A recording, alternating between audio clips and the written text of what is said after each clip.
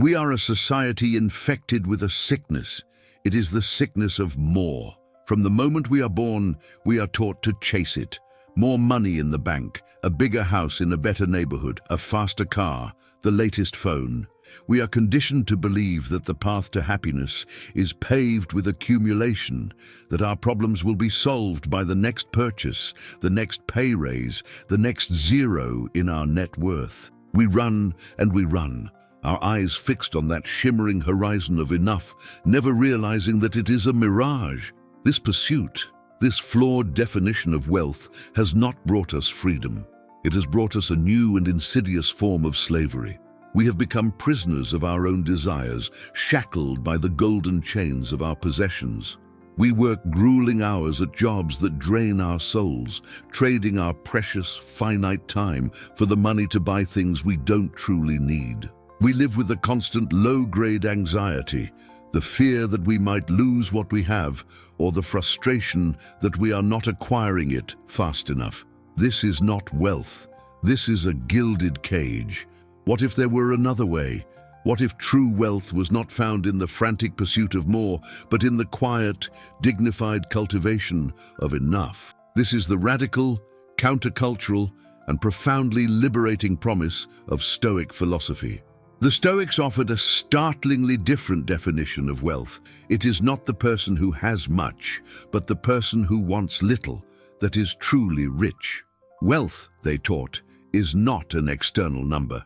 It is an internal state of self-control, self-sufficiency, and a powerful freedom from the tyranny of desire. If you are tired of running on the treadmill, if you feel there must be a richer, more meaningful definition of a wealthy life, then I invite you to walk this path with us. Please subscribe to our channel and like this video. Your support helps amplify this ancient message of liberation, reaching others who are exhausted from the endless race. You are helping to build a community that values inner peace over outer possessions and character over currency.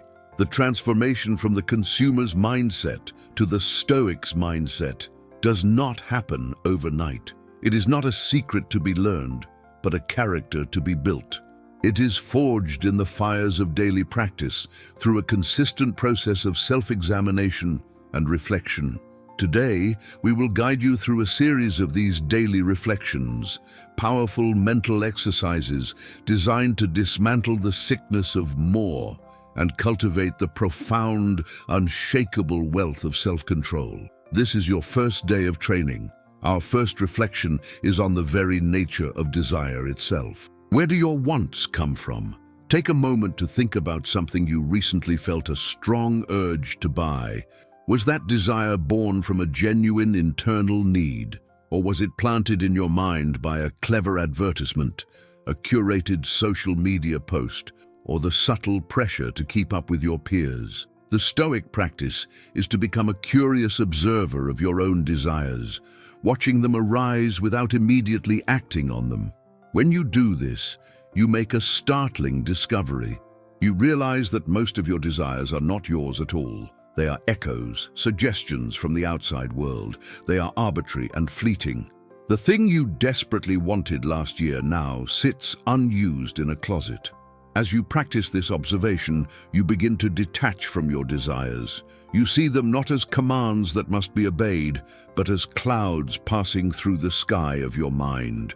This detachment is the first step towards mastery. As the great Stoic philosopher Seneca wrote, "It is not the man who has too little, but the man who craves more, that is poor." This is a radical diagnosis of poverty.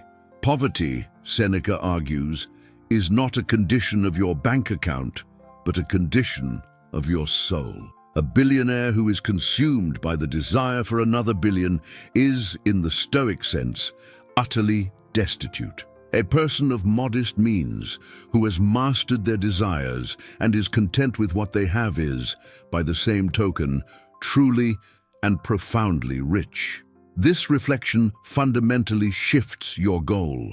The goal is no longer the impossible task of satisfying your infinite desires. The goal becomes the achievable and empowering task of reducing and refining your desires. You move from being a slave who must constantly feed a hungry master to a master who is in complete control of their own appetite. This is the beginning of a quiet revolution within your own mind, the first taste of what real financial freedom feels like. Our second reflection is a practical exercise that flows from the first, differentiating needs and wants. Take a piece of paper or a journal and draw a line down the middle. On one side, list your absolute fundamental needs for a good life: clean water, nutritious food, a safe place to sleep, meaningful relationships, a sense of purpose. Be honest and ruthless. On the other side, list your wants: the new phone, the designer clothes, the expensive dinners, the luxury car. This exercise is often a shocking revelation.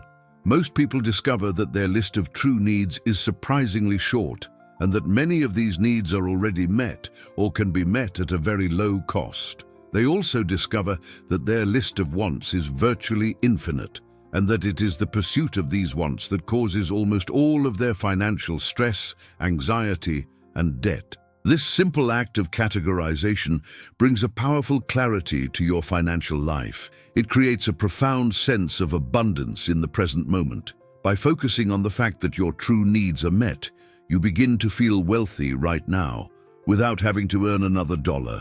You realize that everything beyond the satisfaction of your basic needs is a bonus, a game you can choose to play or not. You are no longer operating from a place of scarcity and lack, but from a foundation of sufficiency and gratitude. The stress of not having enough begins to dissolve. This clarity becomes the foundation of your financial power. The space between the cost of your needs and the limit of your income is the zone of your freedom. Self-control is the skill that allows you to expand that zone, to make it as wide as possible. The wider that gap, the more options you have. You can save, you can invest, you can quit a job you hate. You can face an emergency without fear. Your self-control directly translates into your personal sovereignty. It is the engine that builds your fortress of financial independence. Our third daily reflection is on the power of gratitude, which is the ultimate antidote to the poison of desire. The mind cannot simultaneously feel gratitude and the gnawing ache of wanting more. They are mutually exclusive states. Therefore, the daily, deliberate practice of gratitude is not a soft sentiment. It is a strategic tool for cultivating a mindset of wealth. Begin or end your day by reflecting on 3 specific things you are genuinely grateful for. Do not be abstract. Be specific. Do not just say, "I'm grateful for my health." Say, "I am grateful for the strength in my legs that allowed me to take a walk today." Do not say, "I'm grateful for my family." Say, "I am grateful for the sound of my child's laughter this afternoon." This practice trains your brain to scan for the positive, to notice the abundance that already surrounds you. It rewires your default setting from what's missing to what's here. A person who has a consistent gratitude practice feels rich every single day, regardless of their net worth. They derive their joy from the simple, inexhaustible, and often free sources of contentment that the consumer mind is too distracted to notice. The warmth of the sun, a good conversation, a satisfying meal, the safety of their home. They are drinking from a well of happiness that can never run dry, while the person chasing material wealth is trying to quench their thirst with salt water. Our fourth reflection is more challenging, but equally powerful. It is the reflection on voluntary discomfort. Seneca would often take a few days to practice poverty, eating the plainest food, wearing his oldest clothes, and sleeping on the floor. He did this not because he enjoyed suffering, but to train his mind.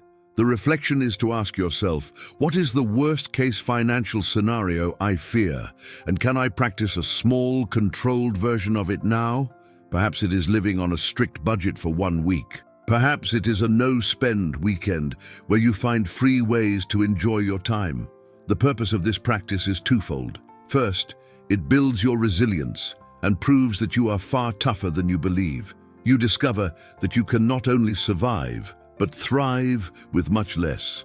This systematically destroys your fear of financial hardship. You are no longer terrified of losing your comforts because you know you don't truly need them. Second, it dramatically recalibrates your sense of appreciation. After a day of eating simple bread and water, a normal meal tastes like a banquet fit for a king. After a weekend without spending, you feel a renewed gratitude for the resources you do have. This practice keeps you from taking your current lifestyle for granted. It is a powerful vaccine against the disease of lifestyle inflation, ensuring that your happiness does not become dependent on an ever-increasing level of material comfort. I want to pause here for a moment of collective reflection. What is one want in your life that you have often mistaken for a need? It could be a daily takeaway coffee that feels essential, a streaming subscription you can't imagine living without, or the need to have the latest version of a gadget. Acknowledge it, and if you feel comfortable, share it in the comments. By identifying these areas where our wants disguise themselves as needs, we help each other find new sources of freedom. Our fifth daily reflection is on the true value of money. The Stoics would classify money as a preferred indifferent. This is a profound concept. It means that money is not inherently good or bad.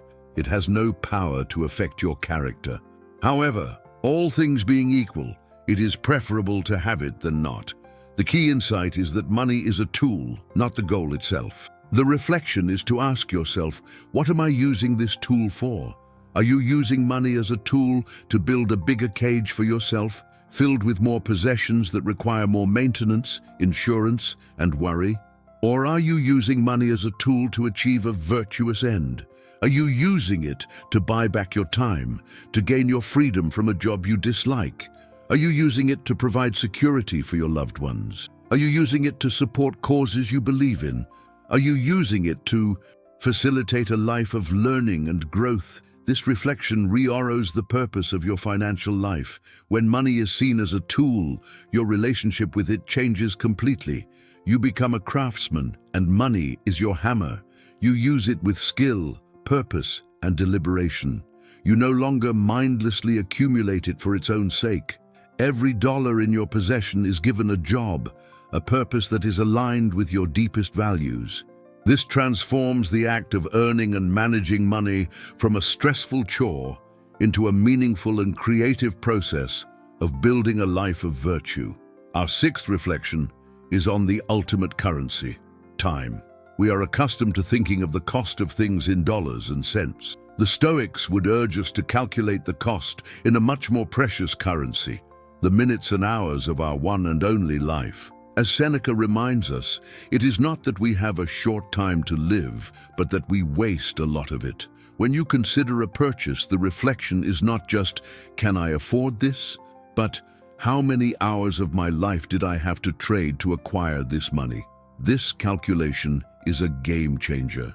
That expensive gadget no longer costs $1,000. It costs 25 hours of your irreplaceable life energy. 25 hours you could have spent with your family, learning a skill, or simply being at peace. Is it still worth it? This reflection reveals the true, often hidden cost of consumerism. It is a tax not on your wallet, but on your very lifespan. It compels you to be an extremely discerning spender, ensuring that you only trade your life for things of the absolute highest value. Our seventh and final daily reflection is on the power of external opinion. So much of our spending is not for our own enjoyment, but for the perceived judgment of others. We buy the bigger house or the fancier car, not because it brings us intrinsic joy, but because we believe it will make us look successful in the eyes of the world. The Stoics taught that this is a form of slavery. To allow your peace of mind to be dependent on the opinions of other people, people whose values you may not even respect, is to hand them the keys to your happiness. The reflection is to consciously and deliberately practice indifference to both praise and criticism. Find your sense of self-worth internally, not externally. Anchor it in your character, in your disciplined actions, in your commitment to your own principles. When you no longer need the approval of the crowd, you are suddenly free from the immense financial burden of having to signal your status to them. You can design a life and a budget that is perfectly aligned with your own authentic values. Now, let us observe the person who lives by these daily reflections. They have undergone a profound transformation. A strange and wonderful paradox has occurred in their life. By giving up the desperate chase for wealth, they find that they are building it more effectively and effortlessly than ever before. By mastering their desire for more, they have dramatically widened the gap between what they earn and what they spend, creating a powerful engine for savings and investment. Their true wealth, however, is not measured by their growing net worth. Their true wealth is their inner state. They possess a deep sense of tranquility, an immunity to the emotional roller coaster of the consumer world. They have what the Stoics called autarkeia, or self-sufficiency. They are secure, not because their portfolio is large, but because their needs are small and their character is strong. They can face financial storms with a calm that their neighbors, trapped in the cage of luxury, can only dream of. This is what real freedom looks like. It is the freedom from the soul-crushing anxiety of debt. It is the freedom from the exhausting need to impress other people. It is the freedom from your own insatiable desires. It is the freedom to use your time and your resources in perfect alignment with your deepest values. This is the profound prosperity that Stoicism offers. It is a wealth that permeates every aspect of your being, a treasure that no thief can steal and no market crash can diminish. The person who wants the least is, in any room, the most powerful and the richest person there. This power is not a distant dream. It is the direct result of a daily commitment to reflection and the practice of self-control. The tools are simple. The path is clear. It is available to you right now, regardless of your income or your current circumstances. The journey to true wealth is an inward journey. It is the great work of mastering yourself. Thank you for taking the time to walk this reflective path with us today. Building this Stoic mindset is a lifelong practice, a daily recommitment to your own freedom. To continue this journey, please subscribe to our channel and like this video for more daily reflections on the art of living well. Your training in self-control begins with the very next choice you make, but your reflection can begin right now. What is one thing in your life, right here, right now, that you can be truly and deeply grateful for?